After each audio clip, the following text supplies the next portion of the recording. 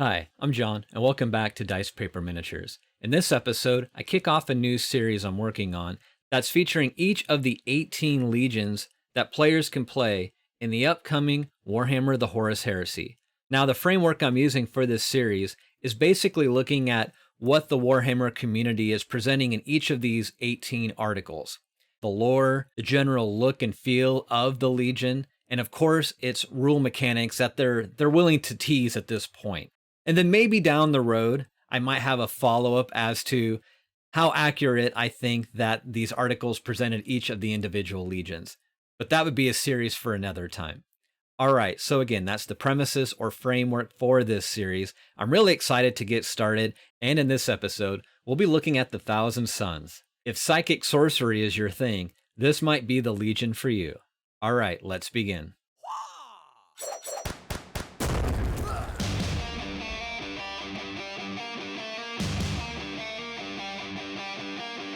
And now that we've reached the Thousand Suns, this one definitely stands out for a number of reasons. One, they're a really cool legion. They have an ability that really kind of makes them stand out above most of the other legions, for better or for worse. And honestly, while somewhat tragic, it is a major part of the story, if you will, that leads up to the Horus Heresy. Let's check it out. So all the Space Marine legions boast superlative warriors, which renders their constant quarrels over glory and achievements rather futile, especially when the 15th Legion are both excellent warriors and the greatest scholars in the galaxy. While their lesser brothers roll around in the muck, these visionaries explore secrets known to no other, save perhaps the Emperor himself. Our review of the Legiones Astartes has finally met a Primarch who can appreciate its impartial and objective scholarship, Magnus the Red, who tried harder than anyone else to prevent the Horus Heresy, only for his noble efforts to be violently rejected by the unappreciative masses. It's time to put mind over matter with the Thousand Suns, who, despite being the smallest legion, know more than every other Space Marine combined. And there we have a shot of their Primarch, Magnus the Red, which he's called that, right, because he's all red. Which is kind of funny because eventually his whole legion is blue. Eventually. But that's a whole other story. All right, let's carry on. So the 15th Legion was among the last to be created. Its ranks drawn from ancient and loyal Terran domains with low rates of mutation, such as the Achaemenid Empire. In many cases, their recruits were handpicked by the Emperor himself, almost as though he had something specific in mind. This was a high honor, and if their founding was accompanied by fierce and unexpected warp tempests, well, that's just bad weather, right? Though low in number, the 15th Legion were strong and wise and played their part in the early crusade. Still, they didn't really make a name for themselves until the psychic powers showed up. It turns out even the smallest legion can punch well above its weight when its commanders can mangle a knight with but a thought. And here we have the Forge World rendition of Magnus the Red. It's a cool model. It's not one of my favorite Forge World models, but the GW rendition for 40K is spectacular, I think. This one's painted well by Stali from the Tale of Painters, so nicely done. For some reason, survivors of the Age of Strife didn't take kindly to these extreme displays of close-up street magic, and the 15th Legion quickly became pariahs amongst the Great Crusade. To make matters worse, the flesh change began to overtake the Legion. Whatever the cause, the overuse of psychic powers, a flaw in their gene seed, or something else entirely, once noble warriors would mutate and dissolve, their flesh flowing into hideous shapes as they were consumed by warp energy. As its legionaries succumbed to war and mutation, the smallest legion became even smaller. The Thousand Suns seemed doomed to an ignoble end, until the Emperor himself gathered the survivors and spirited them away to the remote backwater world of Prospero. A rest is as good as a change, after all. I definitely like the current 40K color scheme for the Thousand Suns. However, the red scheme they had in the Horus Heresy, I really dig this too. And it seems to make more sense. Their Primarch is Magnus the Red, so why wouldn't their Legion have like red as their primary color? So it seems to make sense. And who was it that Nathaniel Phillips from War Master Painting. Rad job, dude. This is looks really great. So with the flesh change absolutely definitively cured, the Thousand Sons went from strength to strength, organized into an occultic array of orders, cults, circles, and fellowships that would leave a Dark Angel feeling dizzy. The 15th Legion fought with a prescience and coordination to match the most regimented Ultramarine, an eerie discipline that even the competitive Ferrus Manus had to admire. Well, okay, he called them robots, but from him, that's definitely a compliment. So let's check out their rules, because these are definitely unique. Being a great scholar might not seem all that useful on the battlefield, especially when everyone else is raising mighty fortresses or revving up their favorite chain axe as they charge into battle. Fortunately, the Thousand Sons are such big brains that they can see into the future, read minds, or just set people on fire with a thought. I mean, why would you need a chain axe if you can do that, right?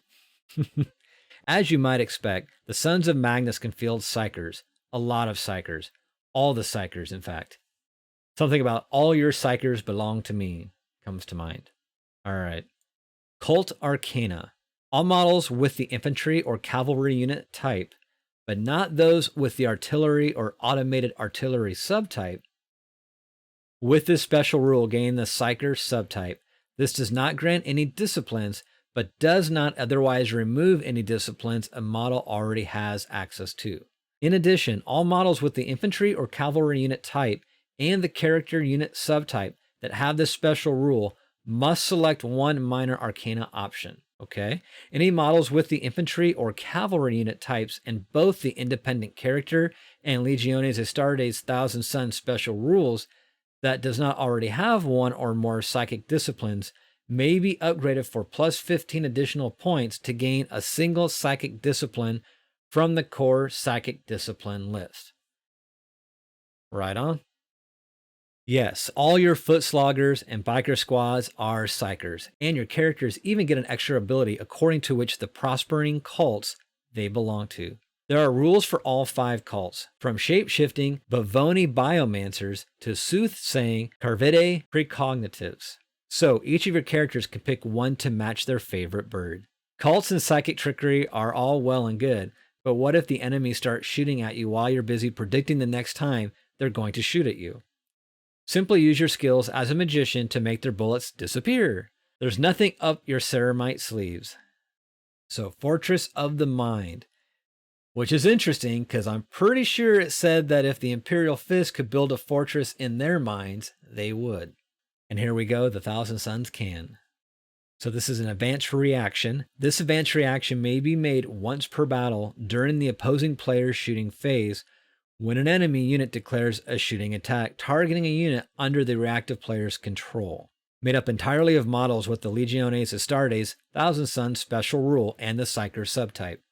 Once the active player has resolved all 2 hit and 2 wound rolls, but before any armor saves are made, the reactive player must make a psychic check. If the check passed, the reacting unit gains a 3+ invulnerable save against all wounds inflicted as part of the shooting attack that triggered the reaction. If the check is failed, then the reacting unit gains only a 5+ invulnerable save, and both the attacking unit and the reacting unit suffer perils of the warp, removing any casualties immediately before resolving any unsaved wounds inflicted by the shooting attack that triggered this reaction. That's pretty cool. I'm not sure, though, how powerful, on average, psychic powers will be in the Horus Heresy, though.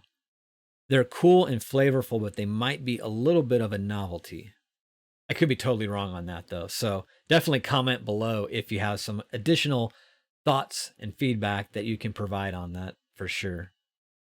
So yeah, here we have Magnus the Red, and his homeworld is Prospero. I'm not sure who paints these for Forge World, if it's an internal studio there or if it's just the GW studio painters. Looks good though.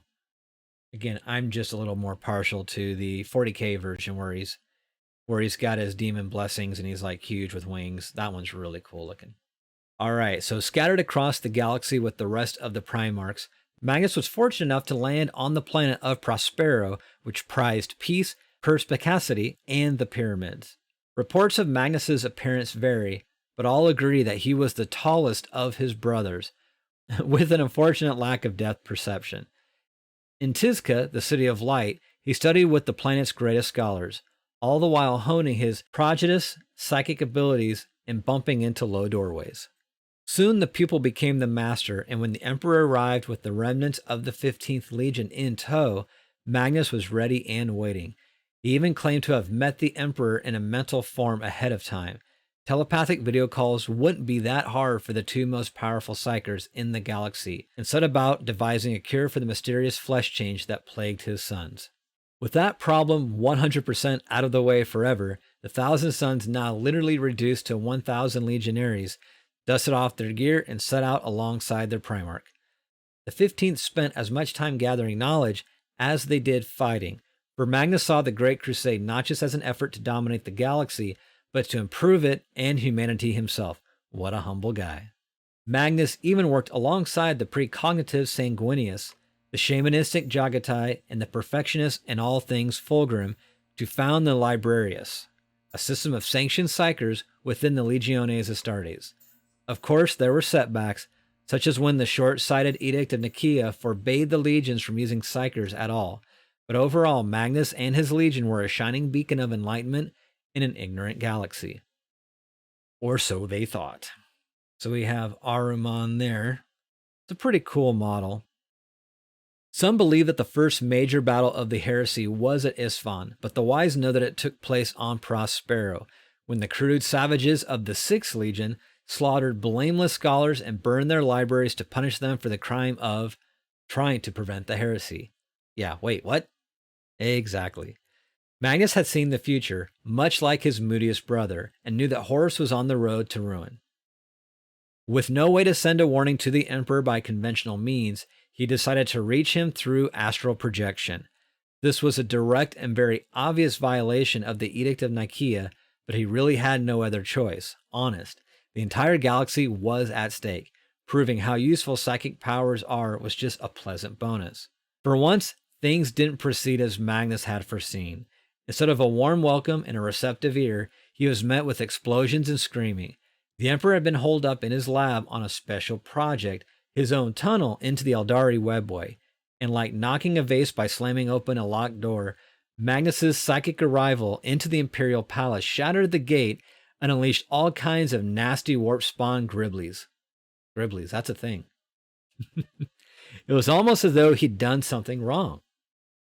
What are you talking about, man? Unwilling to hear his son's well-intentioned warning, the Emperor sent the Space Wolves and a few gold-clad helpers to bring him to account. With a little nudge from the War Master, they decided to conduct this censure by killing all of the Thousand Sons, auxiliary troops, and nearby civilians, followed up with the galaxy's largest book burning. A grievously injured Magnus and his surviving followers could only flee through the warp, arriving on a new planet with a friendly feathered landlord. Yep. While the core of the Legion spent years picking up the pieces at their new secret HQ, elements did take part in the many conflicts within the heresy. Most fought on the side of Horus after their betrayal by the Emperor and the ravages of the wolves, but some remained as loyalists. One in particular, Revuel Arvida, played a quite significant role in the final outcome and the events to follow. So some more on the Legion lore. If you want to know more, and you should always want to know more, check out 1,000 Suns to learn of the wisdom of the 15th and the tragedy that would befall them, and then the Crimson King to see what happened afterwards.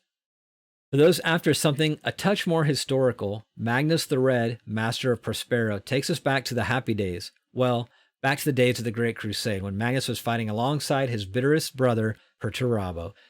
Can their shared love of homework overcome the Lord of Iron's mistrust of all things mystical? That's kind of a funny segue. After history class comes art. So yeah, there's a tutorial on how to paint your Thousand Sons Space Marines. Again, it's a pretty tragic story. It's a cool Legion. It definitely sets up some funny, just series of events that you would think not happen if you were, precognitive, but, call it a plot hole or whatever. Things didn't work out as intended. But yeah, it's hard to know since this particular Legion is very unique with its psychic abilities. I really don't have a good point of reference to determine whether or not this is just like a fun flavor army for maybe narrative players, or if it is just like super broken, competitively speaking, because really nothing else has psychic abilities quite like the Thousand Suns. But what are your thoughts on it? I would love to see those in the comments below. What are the pros and cons do you feel for this particular legion? Yeah, I'd really appreciate your insight on that, of course. And with that said, if you've enjoyed this content, but you haven't subscribed yet, please consider doing that. It's totally free, as well as hitting the notification bell and sharing this content with your friends. It really does help with the growth of the channel, and it's greatly appreciated. And as I mentioned in the previous Legion episodes, I do have a number of other videos that focus on each individual's rule teasers. So that's all leading up for this Saturday's pre-order launch for Warhammer the Horus Heresy. But that window's about 2 weeks. So even if you didn't catch this before this Saturday, there's still plenty of time, even after you purchase the box or whatever you decide to get, to choose the Legion you want to roll with. And if those videos help with that, that's awesome. But yeah, that's it. So as always, I hope you're doing well. Be safe, take care, and I'll see you all again soon. Bye-bye.